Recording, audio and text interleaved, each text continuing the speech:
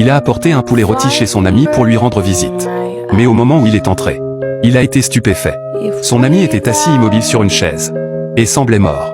Alors qu'il essayait de comprendre, il a par hasard remarqué un billet de loterie serré dans la main de son ami Ned. Par curiosité, ou peut-être pour déterminer la cause de la mort, Jack a pris le billet. Ce qu'il n'avait jamais imaginé, c'est que c'était exactement le jackpot non réclamé de 500 000 livres sterling, dont il parlait à la télé.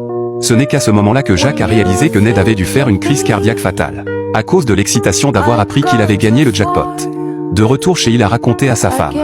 Ils ont tous deux réfléchi à comment Ned avait économisé toute sa vie, achetant un billet de loterie chaque semaine sans faillir. Il avait placé tous ses espoirs d'une vie meilleure sur ce petit bout de papier. Maintenant le billet avait enfin gagné. Mais il ne pourrait jamais en dépenser un centime. Alors était-ce de la chance ou de la malchance? Au même moment, une idée audacieuse commençait à se former dans l'esprit de Jack. Ned n'avait pas de parents vivants. Si personne ne réclamait le prix, l'État le prendrait, plutôt que de laisser l'argent se perdre. Pourquoi ne pas le réclamer eux-mêmes? Cette nuit-là, Jack a fait un rêve. Il a rêvé que Ned l'invitait à manger du poulet, et disait qu'il partagerait l'argent du prix avec lui. Jack a pris cela comme un signe de Ned. Alors cette même nuit, Jack a convaincu son ami hésitant Michael. Les deux ont accepté de se faire passer pour Ned et de réclamer le prix. Sous le couvert de la pluie, ils se sont faufilés chez Ned et ont pris son acte de naissance et tous ses autres papiers d'identité. Avant de partir, ils ont nettoyé toute trace de leur présence.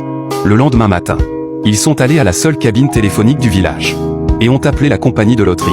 Jack, faisant semblant d'être Ned, a dit qu'il avait gagné le jackpot. La compagnie a dit qu'elle enverrait un représentant nommé Jim de Dublin pour vérifier la réclamation. Il arriverait dans environ 2 heures. Après cela, ils ont conduit vers l'entrée du village. Leur plan était d'intercepter l'agent de réclamation à l'entrée du village. De cette façon, ils pourraient éviter complètement les villageois et emmener l'agent directement chez Ned. Bientôt, un hélicoptère a atterri dans un champ ouvert. L'agent de réclamation est descendu, est monté dans une voiture de location et s'est dirigé vers le village de Tallymore. Pendant ce temps, les deux avaient fini de nager.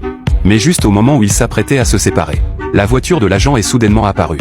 Jack n'a pas réalisé que l'homme était l'agent de loterie et lui a gentiment indiqué le chemin.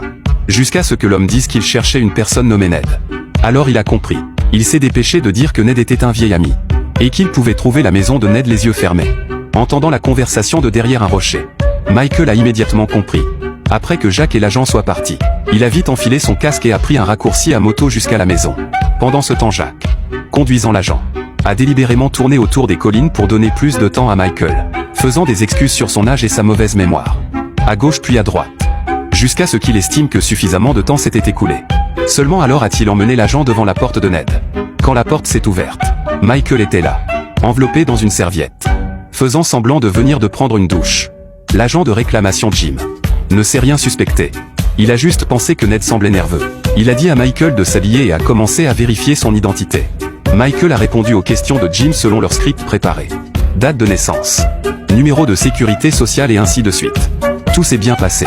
Après avoir récupéré le billet, Jim a annoncé à Michael une nouvelle encore plus étonnante. Ce billet de loterie valait un total de 6 890 000 livres. Quand Michael a entendu ce chiffre, il a été stupéfait.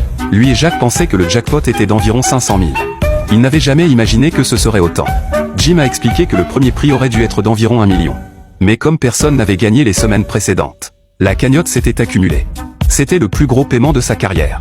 Juste au moment où Jim s'apprêtait à écrire le chèque, il a demandé à Michael s'il avait écrit son nom au dos du billet.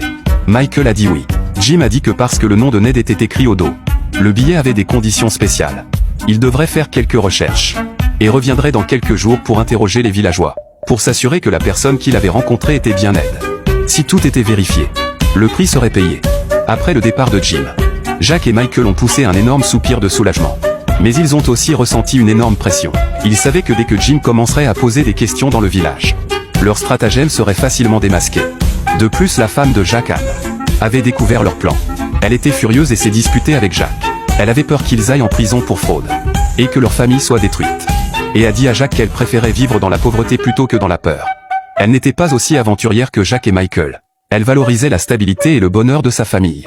Elle savait clairement que si le stratagème échouait, les conséquences seraient désastreuses. Jack et Michael connaissaient aussi les risques, mais la tentation d'un prix aussi énorme était écrasante. Alors qu'ils ne savaient plus quoi faire, Jack a eu une nouvelle idée. Le risque était trop grand pour seulement 2 personnes.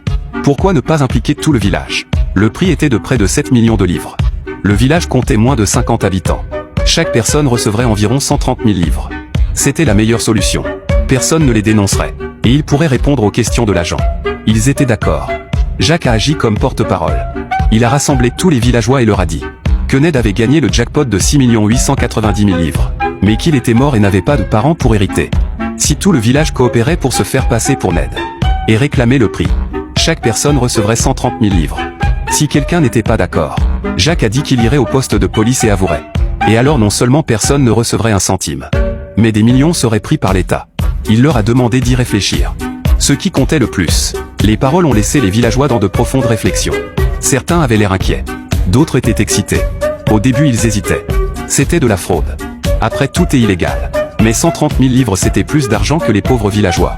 De Tallimore ne pourraient gagner en une vie. Cela pourrait rembourser leurs dettes, construire de nouvelles maisons, donner à leurs enfants une meilleure éducation. Cela pourrait les sortir de la pauvreté et leur donner la vie dont ils rêvaient. Finalement, après la persuasion de Jacques, les villageois ont changé d'avis un par un, les uns après les autres. Ils ont signé l'accord.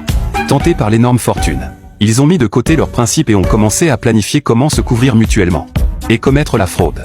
Alors que tout le monde pensait que tout était réglé, un problème est survenu. En vérifiant la liste, ils ont découvert qu'une vieille femme du village n'avait pas signé. Elle s'appelait Richie. Elle était réticente de mauvaise humeur et ne s'était jamais entendue avec personne au village.